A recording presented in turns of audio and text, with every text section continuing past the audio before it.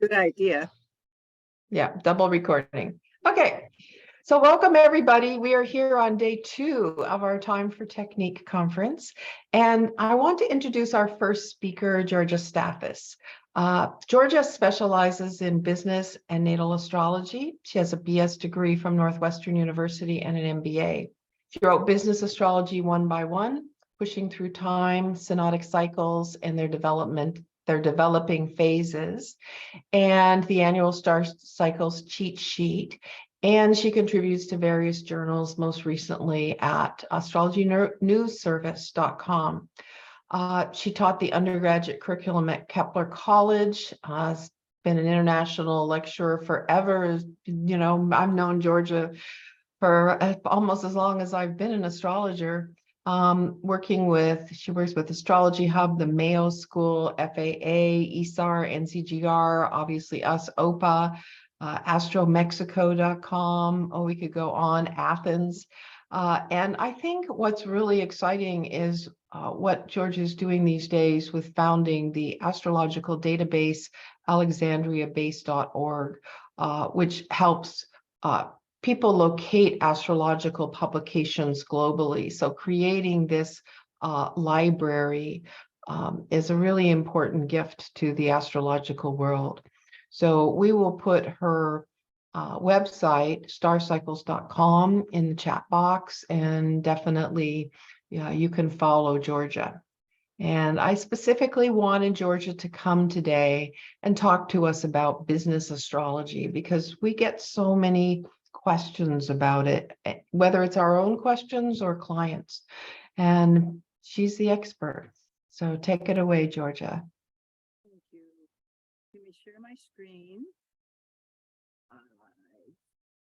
This is it, I think. Your volume got real low. Okay, can you hear me now? Yes. Okay, great. I'm going up to the top. I'm going to yell because I think there's something going on with my microphone as well. Can you hear me? Are you able to hear me? Yes, I can hear you. Okay, great.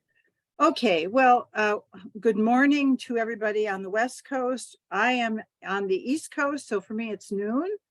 And I'm very honored to be here at OPA. I am a lifetime member of OPA, and actually was one of the people that started it when it was ProSig way back when. So I've been with it a long time. And so today I was asked to speak about business astrology because there's a lot of questions about it. So what I thought I might do, because it's always a great idea to know when maybe this started. I won't spend a lot of time on this, but after the stock market, this is going back because as Kay mentioned, I'm the chair of the alexandriabase.org, and books and collections have been one of my things for my whole life. And I have books going way back to the early 1900s. And one of the things we noticed was after the stock market crash of 1929, it seemed that using astrology to assess companies and business, this is when it really began. And I didn't notice anything before that, but I also noticed that during that time, Chiron was in Taurus, very close, interesting, very close to the degree at which we now find Uranus in Taurus. I started seriously studying my practice. I started doing my practice in the 70s, and I'd been doing it for about 7 years. And then around the early 80s, because I'd always been involved with business, I have another life in business.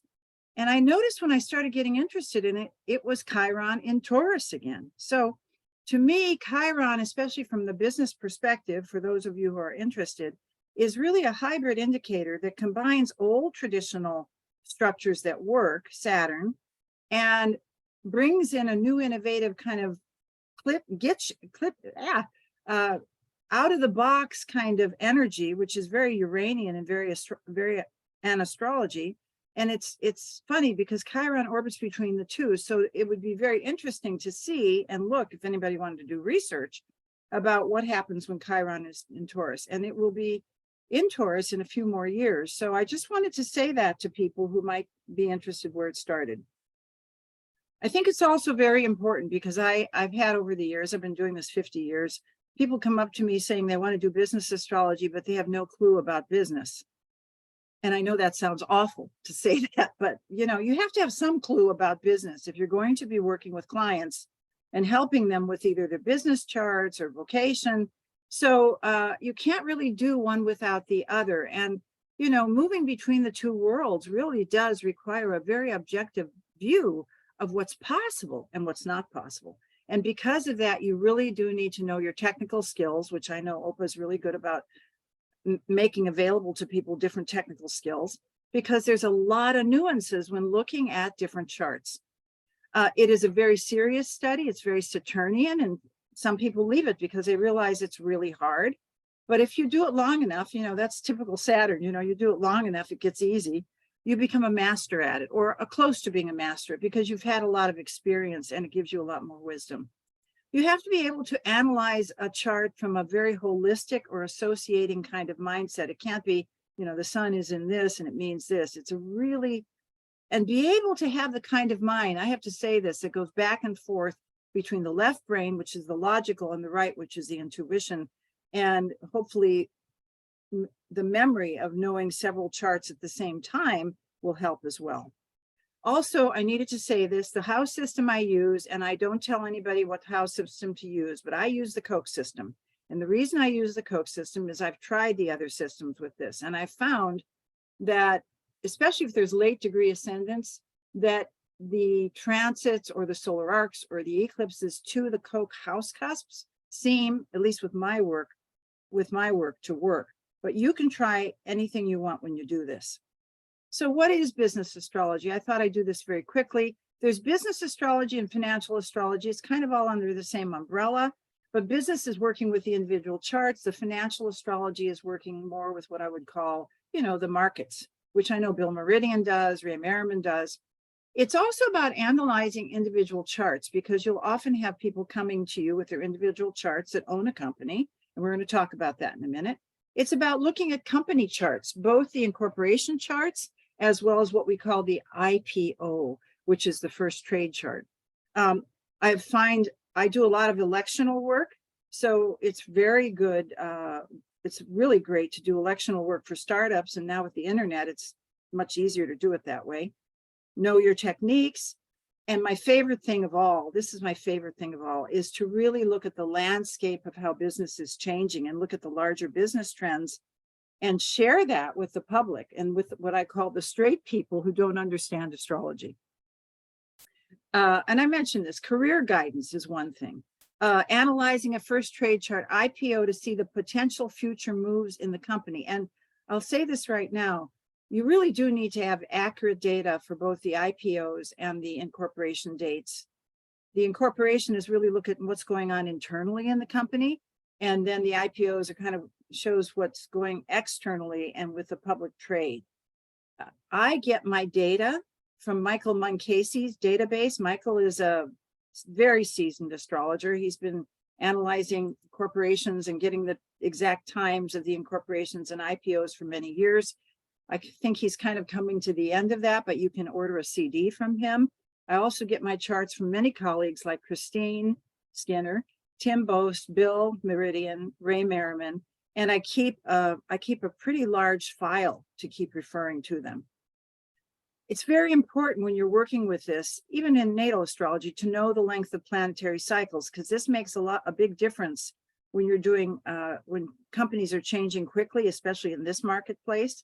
And it also is very important for the research you do. I do a lot of research. I spend a lot of time doing research. So what I do is I put together a lot of cheat sheets so that I can work more efficiently. And this is one of the ones I put together, which is showing, you know, on the top, all the Uranus ingresses going back to 1820, the Pluto ingresses, which I'll talk about in a moment, the Neptune ingresses, the North Node in Aries, which comes soon in July, because then I can do, you know, if I find something very interesting, I know this sounds very, I have Saturn in Virgo, so I like to have a system. So if I find something interesting around 1927, I can go up here at 1927 and, you know, skate down here and see, oh, North Node was in Aries in 1927. What was Aries like that was unusual? Uranus and Aries in that year. It's a quick and dirty way of getting to the information you need.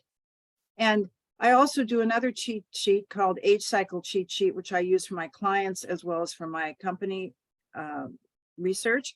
And I have, this is a very small piece of it where I have right across the board, 28 to 29 years. We all know the company or the person's having a first Saturn return. But, I also have as a reminder, because I can't always remember everything, the secondary moon is returning to the natal position for the first time. And I also know that at that time, all solar arc planets are usually at semi-sextile to their natal position. So this helps me get a fast access, if you will, to what I'm trying to find out when I'm looking at a chart. And these are the first three things I actually look at when I look at a chart. First of all, I look to see where Saturn is moving, obviously, because Saturn is the last visible planet that we can see with our eyes. And Saturn, as much as we don't like Saturn, if we didn't have Saturn, we'd be in chaos, because it allows for structure and restructuring of an organization or a company. And of course, it squares its position every 7 years, returning to its natal position every 29 and a half. I always look at when Saturn is active in the horoscope. I also look at the house in which I find Capricorn, because I always bring the houses in to the house where I see the movement, because that will give me a three-dimensional view, a more textured view, if you will, of what is happening with this company or this client. I watch the Jupiter returns to their positions every 12 years, the opportunities to expand, as well as the opportunities to let go of things.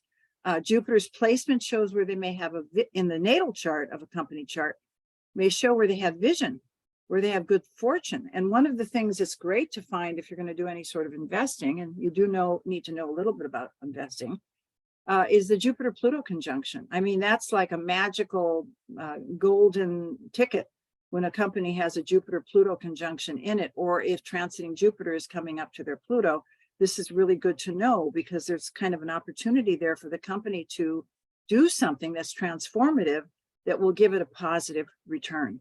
I absolutely look at the transiting lunar nodes with the eclipses. I absolutely look at that. And, and I'll show an example of this in a minute, because they return about every 18 to 19 years. And if a company lasts that long, or even if it's short, you can actually see when the next eclipses are coming after its inception and work with that. And I'll show you how to do that in a minute with one of the companies on the New York Stock Exchange board. I also look at this particular eclipse. I'm really watching this particular eclipse that we just had on Wednesday and Thursday of this week, because it's at 2950 degrees of Aries. Is it Aries or is it Taurus? It's actually a void, VOID eclipse. And I know in our regular astrology work, we say, especially in Hori astrology, when something is void, it's too late to tell. But I have another take, especially with business. And I think especially with this eclipse, because it's squaring Pluto all through the year, by the way, because Pluto's going to go to 29 degrees of Capricorn in June and stay there through the end of the year, squaring the nodes.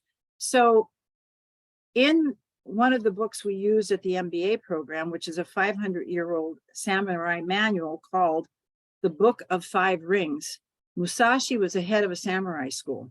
And they use this sometimes in business classes. And he has 5 books. They're basically 5 little chapters. The ground, which is the earth, the air, the wind, and the fire.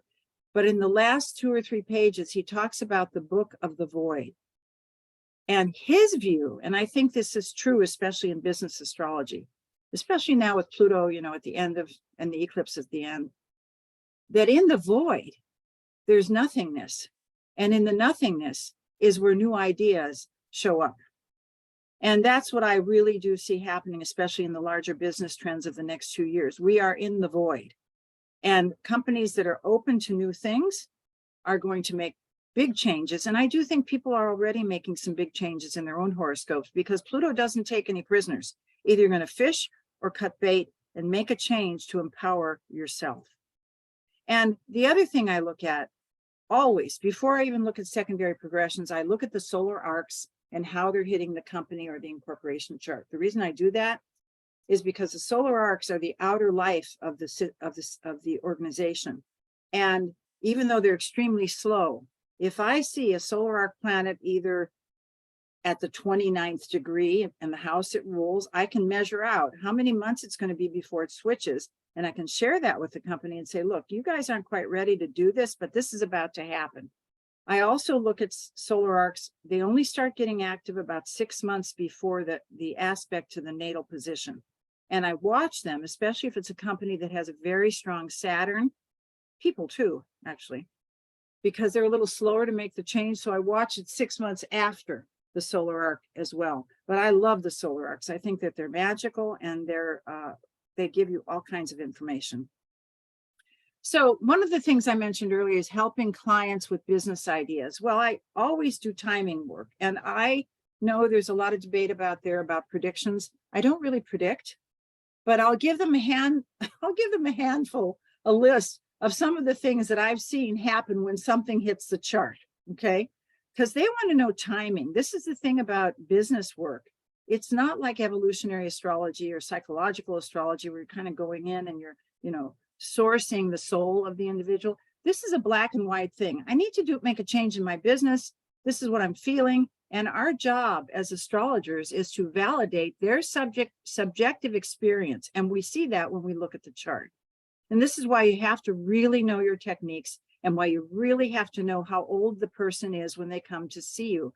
And and I'm sure we know this by now, don't let somebody who's 60 or 65 who's coming in to look at a new idea, don't take that for granted. Well, they're a little too old to do it, because what I'm finding is a lot of people in their 60s, 70s, and even early 80s are starting new businesses or doing things they always wanted to do, but they couldn't afford to do it because they had to live in their life and support themselves in their life.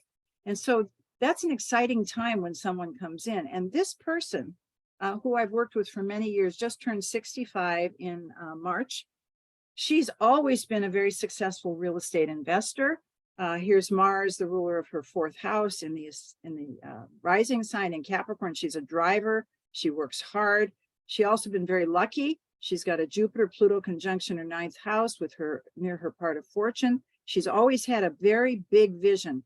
And being a Pisces, that's pretty easy to do. Plus, Jupiter does rule the chart. And what she came to me recently to look at was she had been working on an idea. She had been investing in a lot of property the last few years, and she's very good at transforming property. She has Neptune coming up to her sun in the next couple of years, which, a lot of people looking at this might say, oh, that person's going to go in debt, which is possible if you don't have a strong person, or that person may be confused. But let me tell you something about what we found about strong Neptune in the chart or strong Pisces, especially if there's a nice little Saturn in there. These people sometimes can be the wealthiest people. And that's because they see things before they happen, and then they don't judge it. They go after it. And actually, years ago, Jeannie Long, who wrote the Galactic Trader software, which is brings markets in to transits, she did research with her then husband, who passed away, Robert Krauss. And this was at a UAC in 1992. Excuse me. And she asked the room of 100 astrologers in Washington, D.C., what are the signs? They had done research. What are the signs that you think are the wealthiest? And so, everybody's answering Capricorn, Scorpio, or Taurus. And nobody said Pisces. And she said they found in the research a strong 12th house with a good Saturn, a strong Neptune with a good Saturn, because these people see it before they believe it before they see it. And so I wanted to share this with you because this particular client of mine is 65. She came in to kind of confirm an idea she has. She natally has a Venus, which rules her 10th house of career, square Chiron, which I often find is people who coach or teach or train because they have learned a lot of things the hard way. And this person did learn a lot of the things the hard way in her own career. And right about the time that Uranus, which is always the big idea and rules her 3rd house, was entering her 5th house, she coincidentally started working with young women. And what was she working and what is she working with women now? She's working on young women to help them become more positive and empowered about their businesses. And so when she came to me to see me, I saw, oh my God, here's Venus, Uranus on her Venus. The eclipse that's coming up on May 5th is hitting the Venus. And what she wants to do is take one of the buildings that she's purchased that's like a bed and breakfast, and she wants to transform that, that's Pluto, take dead things and bring them back to life, into a possible school that will help, an institute that will help empower young women to be more successful in their businesses. And I mean, we could look at this chart for hours, but we have so many things to do. And I told her, just go for it. The timing is perfect for this, looking at this chart. And she's no slouch when it comes to hard work. So that's one way we look with people. Then we also look, I mean, whether you invest for yourself, I do caution people when you're doing this to qualify when you're working with a client that you're not a member of the SEC, the Securities and Exchange Commitment, that this is just an opinion. If you do your own investments, I use this a lot for my own investments. You look at publicly traded companies and you do a lot of research and you investigate. You read, but you want to read the news, and you don't want to just read one kind of news, a more liberal or more conservative. You want to read everything. I read The Economist. I read the Wall Street Journal. I read the New York Times. I read Investor Business Daily. I read People.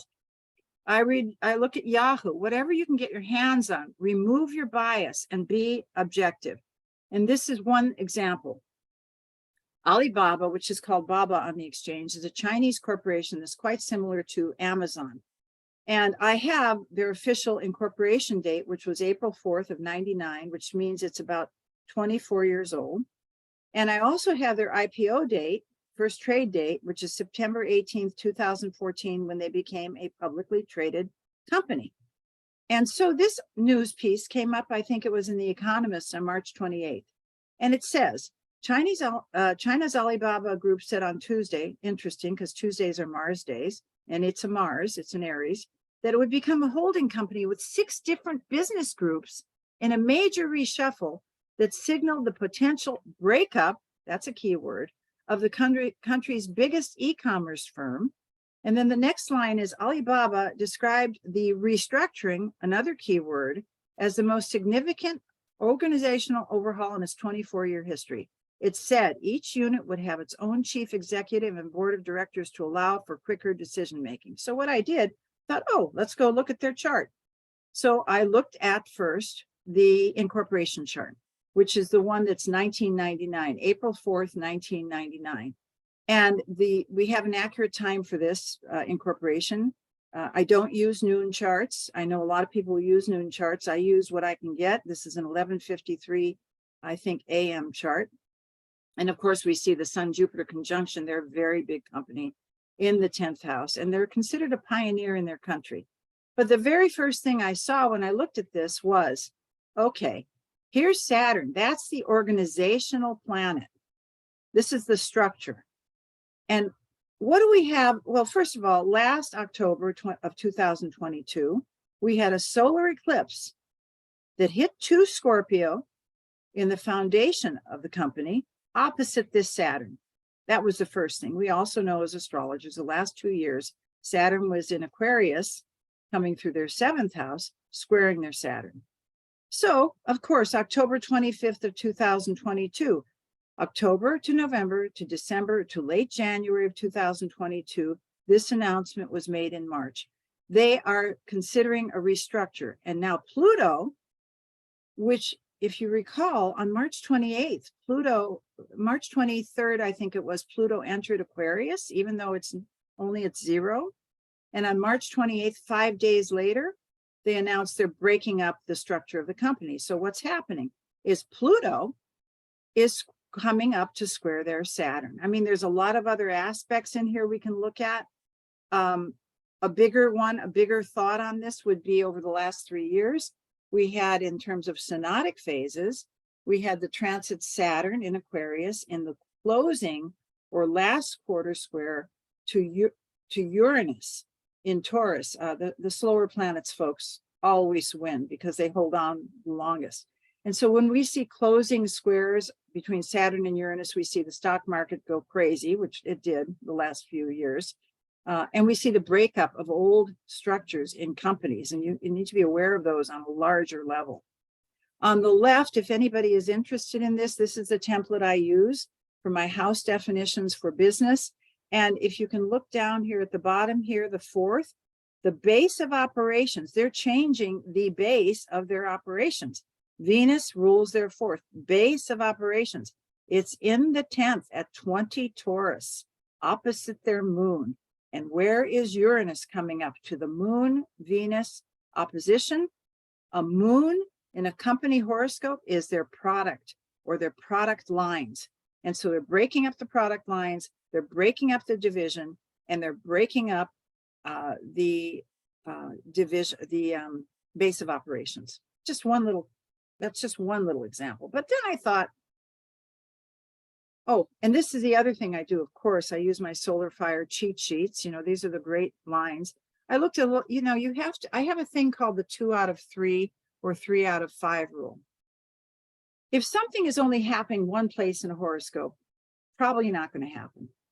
If it's happening 2 out of 3 times, more likely. 3 out of 4 or 3 out of 5, more likely. So if I see a lot of things happening around the same dates, looking at a horoscope, I say, I'm bold enough to tell them, look, it looks to me like these kinds of things are coming up. And we can see here on March 27th, the day before the announcement, this is for their company, transit Neptune was opposite the sun. And this is in the IPO, the IPO, which we're going to look at in a minute, which can be dissolving of something.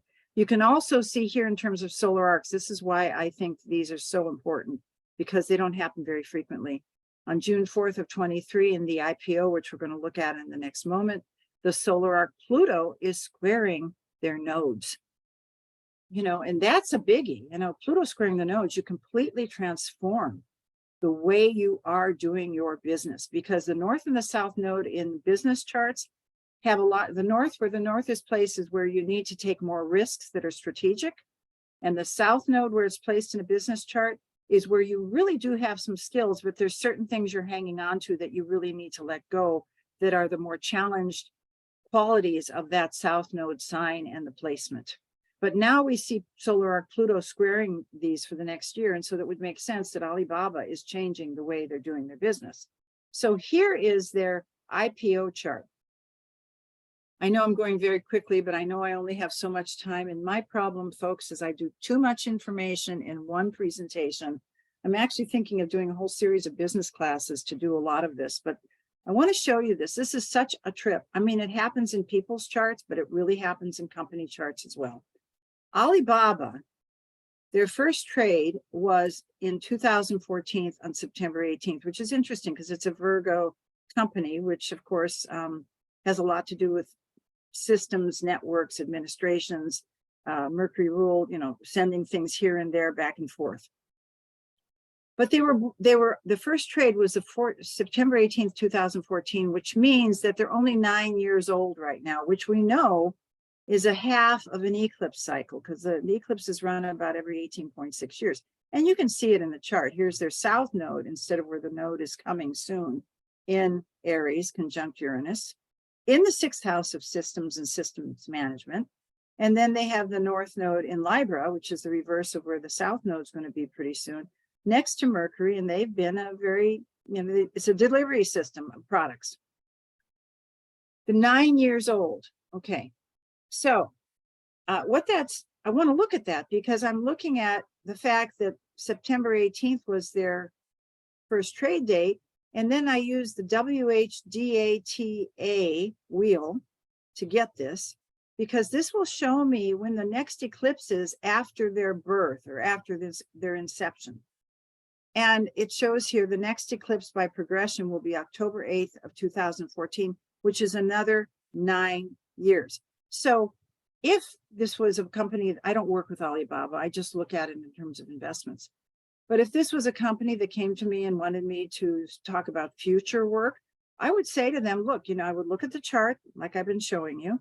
And then I'd say, what are your projections for the next 5 to 10 years? And then I would say, look, you know, we need to look at this date in about another 9 years, because you're going to be having a secondary progressed eclipse hitting your company chart. And I had an experience with something like this on a personal investment. I will share this very quickly because we have a lot to cover. last spring, it kind of blindsided me. I had looked at it and I didn't really know what was really going to happen. We were very fortunate because somebody came in as it was a company that I had it was an LLC, it's a company investment company for land. And they had one of these eclipses coming up in their secondary progression. And what happened is the company was informed by the company they were leasing to that the company they were leasing to was going to exercise the 25-year option in a 50-year lease to buy the land from the company. There was a 50-year lease. It was very good money coming in every month. And the lawyers were consulted, and the lawyers said, this is a concrete lease. You have to sell this property, which means in real estate language, if you sell commercial property, not residential, commercial, you either exchange it for like-minded property or more to not have the tax consequences, or you sell it and then you take the tax ramifications of the capital gains. And of course, last spring, the rates were up, land was expensive, but we worked through it with a good team, and they were able to do something with that. But that eclipse, it was right on schedule. The phone call actually came in within a day or two after that secondary progression hit that LLC chart. It was just a mind blower. I mean, it's worth doing a whole chapter on something like that. So these are things we want to look at when we're looking at company charts. Okay, let's see why this is not. Why are you not moving? Oh, there we go.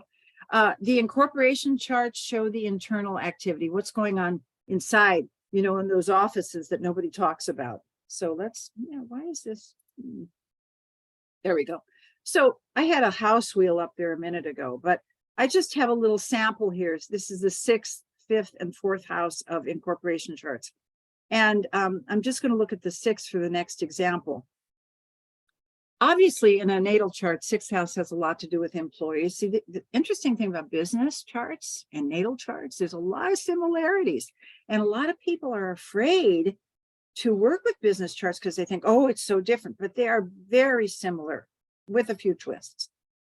And we know in terms of a 6th house of any chart we work with that it's the natural home for Virgo, which is Mercury ruled, Virgo's realm. And I have to say, I think the 6th house is often underrated in terms of people's charts and business charts, because if you're not organized, you can't be that successful. Okay. So what we often want to do when we're looking at business charts is watch the aspects to the rulers of any house, as well as the aspects to the planets that rule people. In this case, Mercury rules employees. Okay. The 6th house of Amazon Incorporation is about their employees, how they deal with their employees and how they deal with their inventory, which is not listed here and it should be, and how they process orders. And so let's look at the incorporation chart, which is an accurate chart of Amazon, which was May 28th, 1996, 9 a.m. in Wilmington. Actually, it should be Dover, but it's Wilmington, Delaware. And they were actually incorporated 3 years. They were kind of the model for Alibaba. So look at this chart. Interesting chart, because we know before Jeff Bezos took off to go to space, that he was the guy that came up with this amazing idea. I mean, and we don't know Bezos's time of birth, but we know he's a Capricorn. It's interesting because the top of the chart often shows the founder or the beginning person. And here is Saturn and Aries at the beginning, at the midheaven. So Saturn also rules Capricorn. And this is one of the reasons I use Koch charts, is because even though the 6th house of this chart is late degrees of Sagittarius, most of this house is 23 degrees of Capricorn. So it's ruled by Saturn and a little bit of Jupiter. So the interesting thing about the chart is Jupiter, which rules this, is in Capricorn, which is ruled by Saturn. And so they've had no problem getting all kinds of employees to work with schedules. But what they did very recently, when Jupiter traveled over their Saturn, they got rid of a bunch of employees. Bunches and bunches and bunches of employees. And they fired thousands, and I think they're still doing that. And now, just recently in the last few days, oh, and the other thing to look at here too, here's Mercury. at 19 degrees of Taurus, 40 minutes stationing.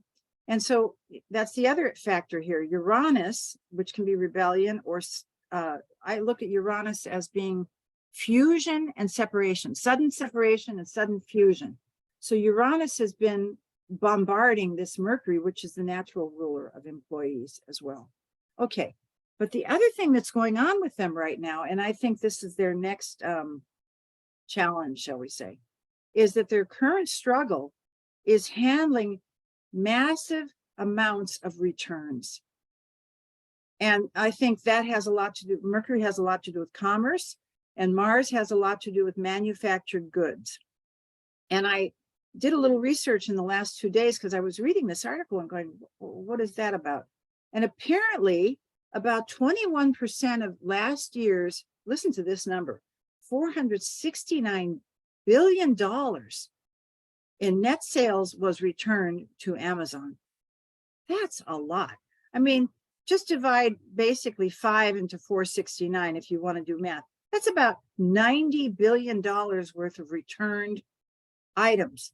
And so now the new thing that they're working on, they say, and they've got somebody who's running this program who was hired 12 years ago when Jupiter was in Aries, which I think is very funny because here's Jupiter in Aries again, who's working on a new program called energy recovery and product recovery. And so I do think it's going to be very interesting to watch what they do with this over the course of the next few years, because it may be with Amazon, who was born with a Venus retrograde, which is not always bad, by the way, in about 2031, when Venus goes direct by progression in this chart. The next year, 2032, Saturn Uranus, a synodic cycle, will be at about, I think, 29 degrees of Gemini, sitting on this Venus. And so, I was looking at this going, I wonder if they're going to completely change and move into being processing agents for other retail dealers. Just a thought, I know this is out there stuff, but this is how I think. Sorry. And then, of course, if you have it, we don't always have it. It's nice to compare founders charts to company charts. I mean, the real founders, because if you have the data for the founders of a company, it helps to compare when big transit movements are happening in their charts. You may not see it in the company chart, but you may see it in their chart. And I do have a perfect example of this in the next slide, because I am teaching for the No Door School in China in September. I'm doing an 8-week course on Disneyland, Walt Disney, and Disney World, and how he became the industry that he became. And we do have an accurate chart for Walt Disney, and I'm going to show this to you in this slide. Disney was just an amazing, whether you like some of his politics or not, be objective, because he was a visionary. And we could go through this chart and see so much rich information. But the one thing that's interesting, and of course, I live in St. Petersburg, Florida half the time, and then I live in my home in the Bay Area in California half the time, is that down here in Florida, we have this governor who's having this big argument with the with the Disney company. Because what happened when Walt Disney came down here in the early 50s or early 60s to buy all this land, he cut a deal with the governor at the time that, our 200 or 300 acres, we will do everything. We will do our own water, our own garbage. We will take care of our utilities. And it's called the Reedy Creek deal. And what happened in the spring of 2022, as Neptune was approaching Walt's been dead since 1971. As Neptune was approaching Walt's 7th house of litigation, because the 7th house is the house of litigation, what happened is that this governor started this thing, I'm sure you've read it out if you are in California, the Don't Say Gay bill. And then Disney shot back and said, look, we're not going to help you with the political agenda and give money, because our group of people, we have all kinds of people here. And then what happened, there was a retaliatory shoot back to the Reedy Creek, which is the contract. And now there's this big legal battle going on between the governor of Florida and the attorneys at Disney to maintain the park in the way it was originally intended. And so, and there's a lot of confusion about what's going on here. And the reason I'm bringing this up, Walt is dead. He'd be rolling over in his grave, but here's Neptune sitting on the 7th house. Also, if we look at the incorporation of Disney, which is on the right, here is Saturn at 24 Pisces on Walt's 7th house. And here's Chiron about trying to come up with some sort of mediation solution with Saturn sitting opposite this in the next 2.5 years. I think this thing could go on for 2.5 years. And we have Neptune sitting on this Saturn, which is the structure and could affect the earning potential and the profitability and the liquidity of the Disney company, because Saturn is the ruler of most of their 2nd house. And so, you know, this is why we want to look at, if we have a founder's chart, we don't always have a founder's chart, like we don't have Jeff Bezos's chart. But you can see a lot going on in someone's chart as to what's going on in their company. And what's amazing is how connected the company and the incorporation charts, the IPOs and the incorporation charts are to the natal position. And, you know, the planets are very similar. I mentioned that earlier, and I don't want to spend a lot of time on this, but, you know, we have a list if anybody wants it, what in my book, Business Astrology 101, I also have that listed in that book. One of the biggest things you will do is elect a horoscope. And if you're starting out as doing things like this, I always tell people, do your Saturn and do it well. Because the first thing you want to do, if somebody comes to you and says, I want to elect a chart for my business, and you ask the client, okay, well, when do you want to open your business and what is it? And they'll say to you, sometime in 2024. No, don't want to do that. You have to have them fill out a questionnaire. I have that questionnaire, and make them do a lot of work to give you information that they want. And then when you look at the questionnaire, you would say to them, well, maybe it would be a better time to do it between here and now, because if you just do this open book and you're spending hours and hours and hours with this client, first of all, I have to be practical. Unless you're doing this to learn, that's different. But if this is your business and you're a business astrologer or you're a professional astrologer, you have to charge for your time. And I have to say, I'm not doing private readings right now. I'll probably go back in the fall of this year, but I charge what I believe my experience is worth. And I also charge, the reason my charge is what it is because I charge for the amount of time it takes me to calculate all the things that I want to look at my client's chart before they even show up for the session. And so for clients, it's usually about an hour just to look at the chart. But for other things, it's more. So the other thing about this is what kind of a company, when are they going to start? Are they going to have an internet company, which is the easiest because you can do the electional and just have them push the button. That's the best, right? But we can't always do that. Are they going to open a brick and mortar shop, which seems to be going by the wayside, but still people are doing that. When was the moment that they took in their first dollar? When somebody bought something.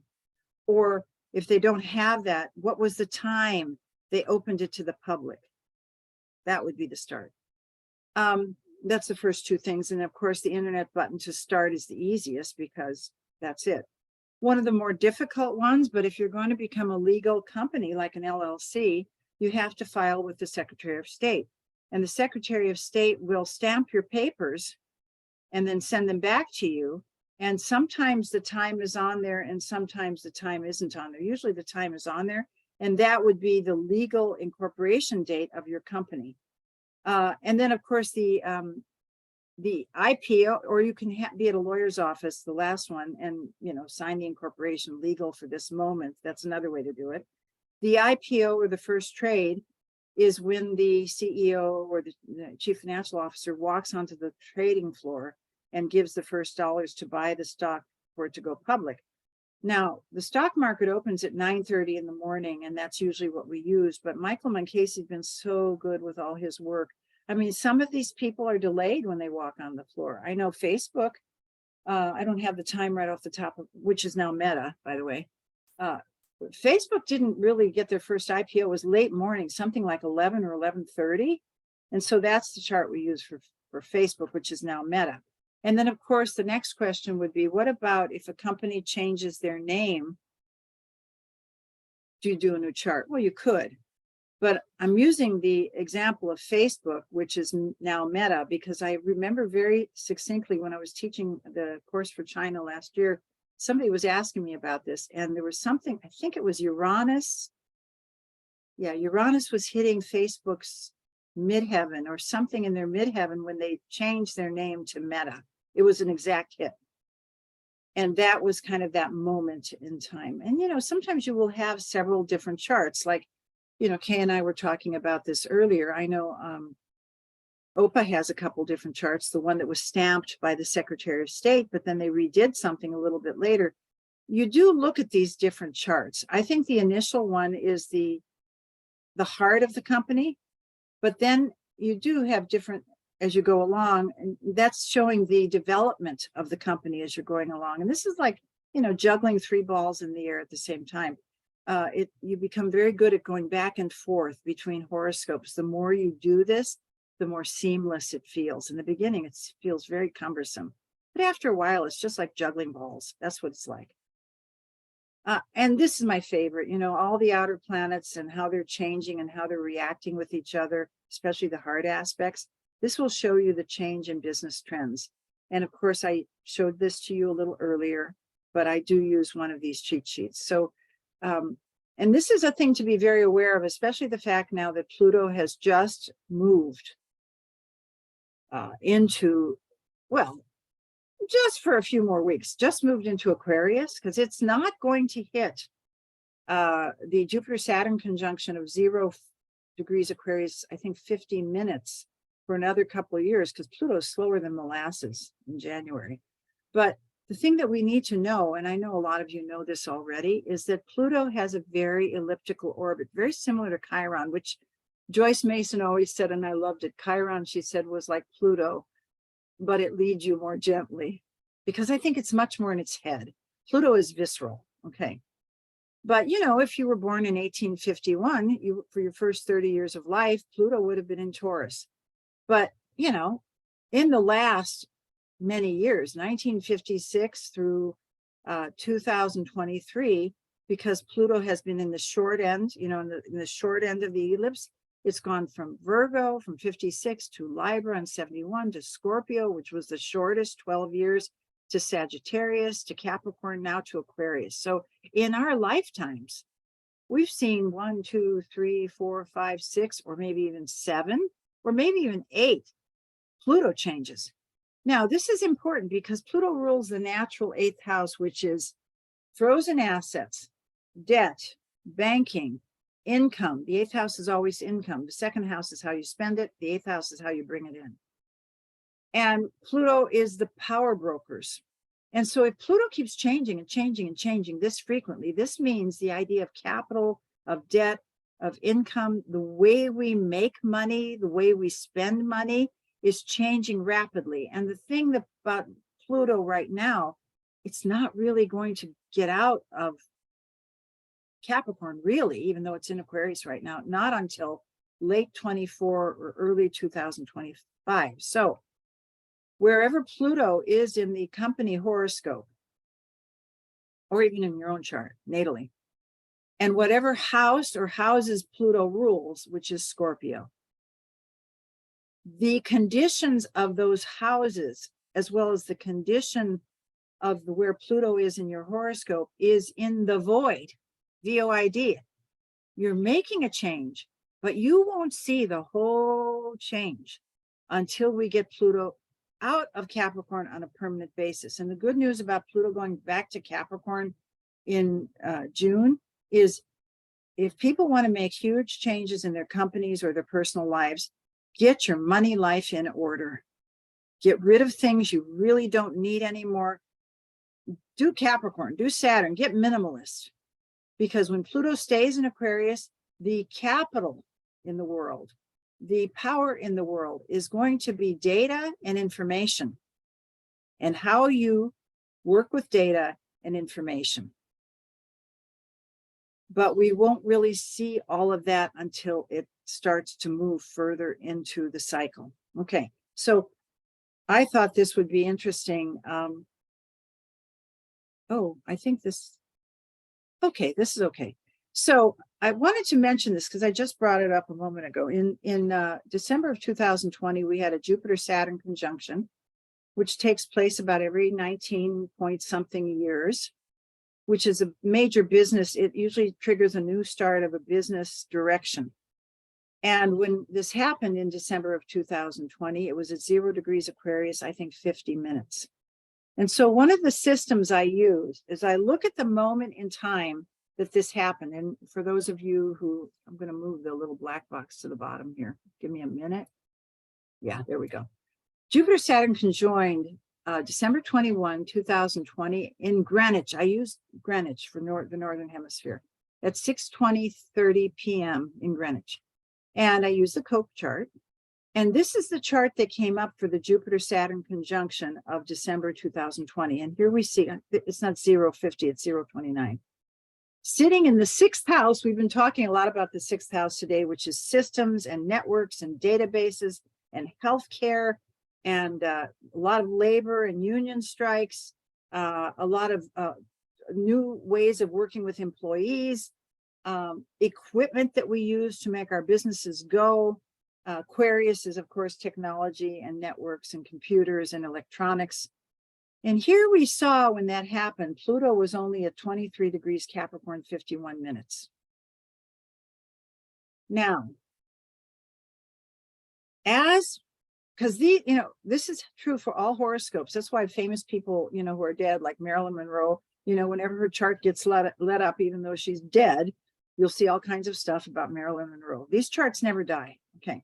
So this thing is still active. And we see Pluto coming up to this Jupiter-Saturn conjunction over the course of this next 2 years. It's got to hit 29 minutes. That's how precise I like to look at it. And we're already seeing what's happening with some of the industries, one of which is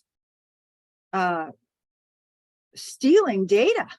Pluto can steal things too. Pluto is, we see it behind the scenes, hackers, okay?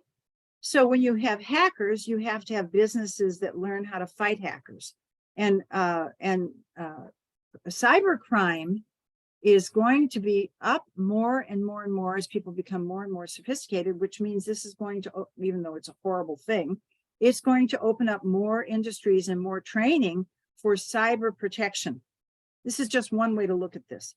This, I think, will bring more international databases for healthcare, which I think is needed. And so you look at these things, Pluto coming up to it. If we look at the next slide, oh, come on. Okay, it's not going.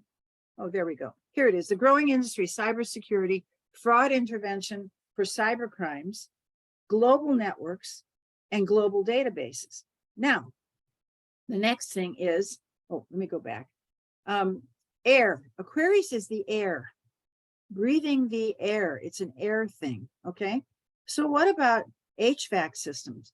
What about HVAC systems and people who know that industry in homes, in schools, in hotels, in residences? There's going to be a huge change in that industry and more opportunities in those industries. And when they build properties, they're going to be putting in more HVAC systems because that's Pluto's transformation. Let's transform the way we deal with air. Also, air cleanup, environmental air things. It's not going to happen right away because Pluto is going to be in Aquarius for like, I think 20 years or close to 20 years. But those are some of the industries that are coming.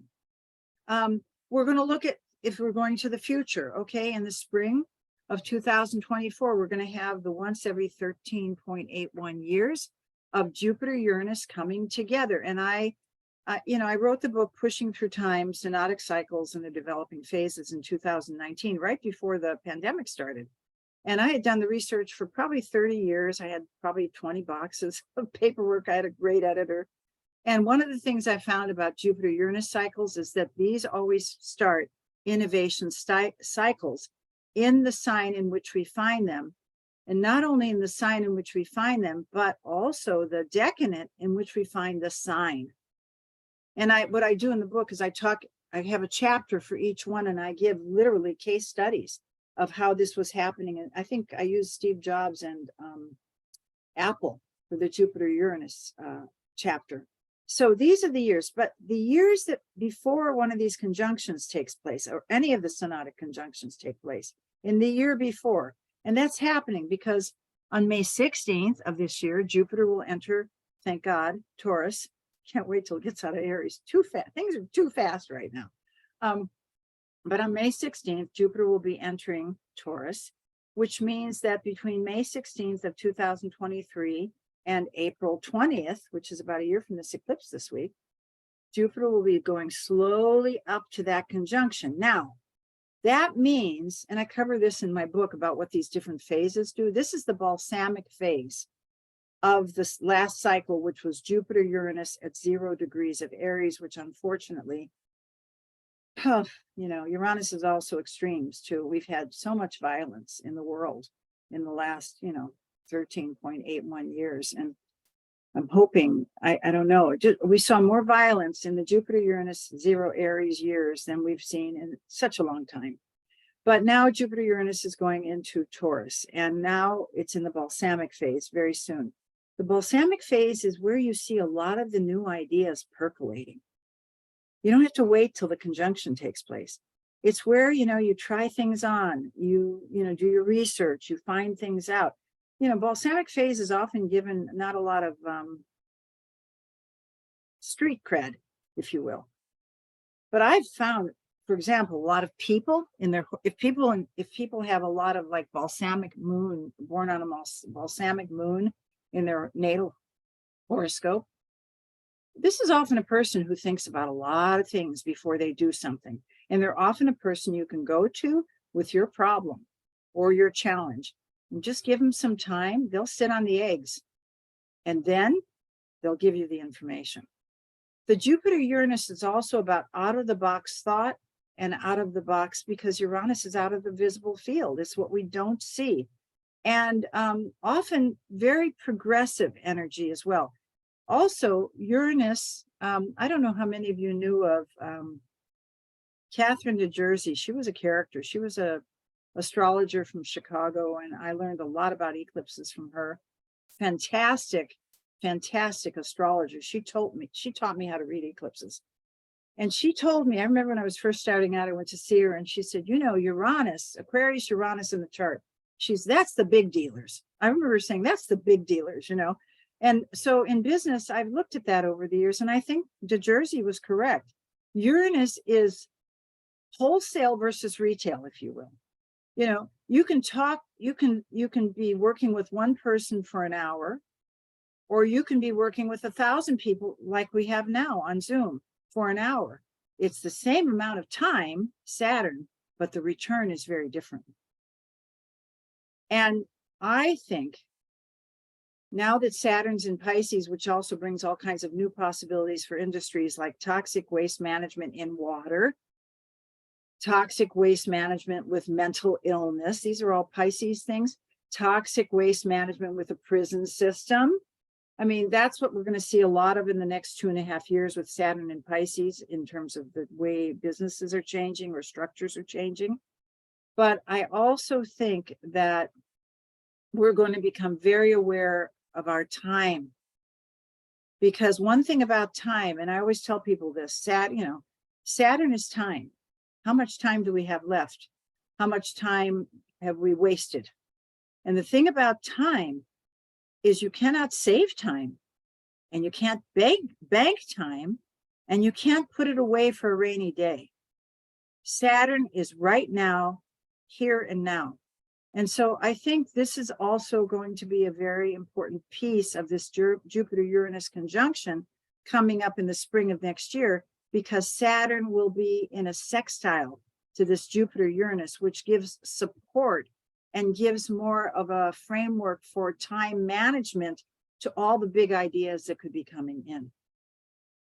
Now, I thought this would be fun. I'm not going to go over this whole list, but I went through a few of the Jupiter-Uranus things that happened in history and, in the signs, etc. And it was in Cancer in 1954, in the late degrees of Cancer, in the Pisces section of Cancer. And this is when, and I remember this because I was a kid, when they brought out the first transistor radio where you could be comfortable and walk around with your little transistor radio. I don't know if any of you even know what that was, but it was a big deal to get one of those for Christmas. This is also Cancer, Pisces, you know, the taking care of those who are less fortunate.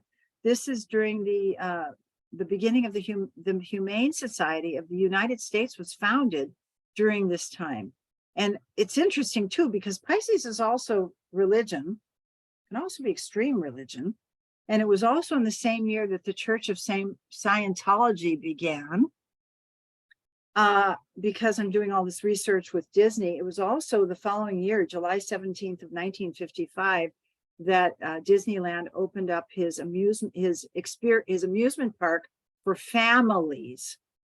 And it was it was like fantasy, Pisces decadent of the Cancer, Jupiter, Uranus. I also thought this was really interesting. 1997, Jupiter, Uranus was at almost 6 degrees of Aquarius, which is interesting because Pluto will be there in about 3 years. That was the year that Dolly, the adult sheep, was cloned in Roslyn, Scotland. You know, weird science. Think about weird science. That's very Aquarius. And now we're dealing with all this AI stuff. This is the one I was mentioning a little earlier in 2010 on the 0 Aries Jupiter Uranus conjunction. We saw swaths of violence all over the globe, train derailments, suicide bombers, earthquakes. This is the period where Deepwater Horizon drilling rig exploded. We saw Greek protesting mass austerity measures imposed by the Greek government with Euro crisis. The WikiLeaks publishes Afghan war documents. It's pretty rough. It's been a pretty rough era. But now we're going to see the Jupiter-Uranus conjunction actually coming up to conjoin the Saturn-Jupiter of May 7th, 1941, which is when U.S. saving bonds went on sale, Citizen Kane premiered. Unfortunately, Germany bombed Liverpool during this time. So I don't know, you know, I don't know. There's a lot of talk now about war, the struggle about Taiwan and China. I don't know. I haven't really looked into that, and I think we need to move on this one. So new ideas, and this is important because, you know, lots of times with all the bad things that happen, we start to think badly of change. But it's not things, you know, human beings are weird. Human beings don't make any changes unless things are tough. They just don't go out one day and say, oh, my life is wonderful, I'm going to make a big change because I need to. Things have to get tough, and then they start doing things. So for example, obviously we've just walked through the big pandemic from 2020 to almost end of 2022. And, you know, this is during the time that transiting Saturn, which is structures, was in a closing square to transiting Uranus. And I will tell you, in terms of the phases, which I cover in Pushing Through Time, the hardest phase of all is the closing last quarter phase.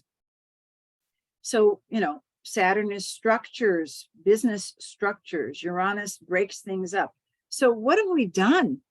We had brick and mortar education. Now we have online. We had brick and mortar retail. Now we have it online. Brick and mortar museums went to virtual museums during this time to survive. Brick and mortar movies.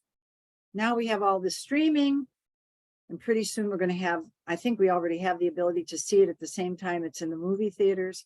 Brick and mortar libraries to online borrowing of books. That's a big deal now. Brick and mortar restaurants. Uber, Lyft, DoorDash. Brick and mortar banking and investing in real estate.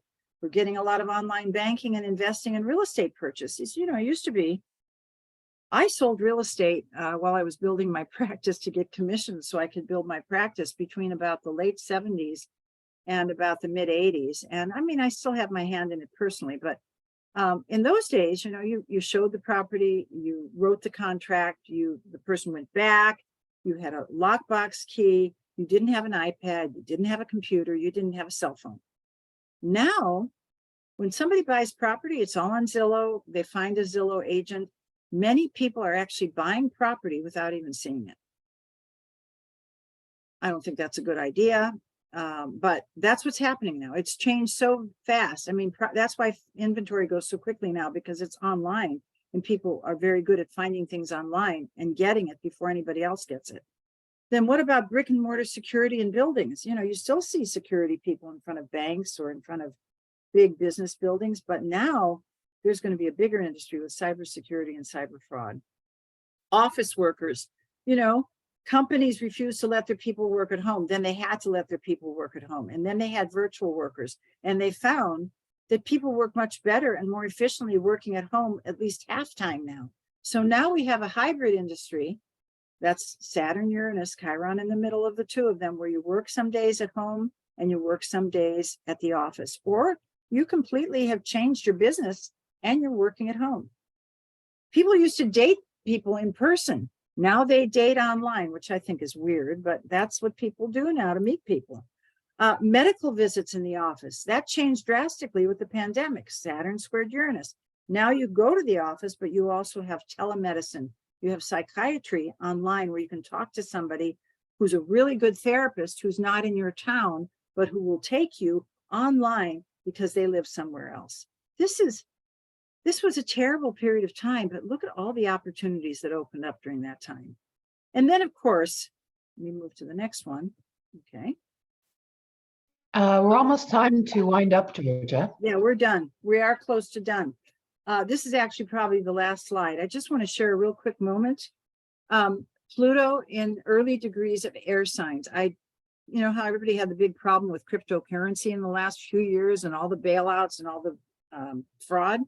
Well, I went back in time to look at this for my currency workshop, and I found that every time Pluto was in the first, up to the first 3 degrees of air signs, this is when there was all kinds of currencies that were tried. The colonists tried coinage. They prohibited from making their own.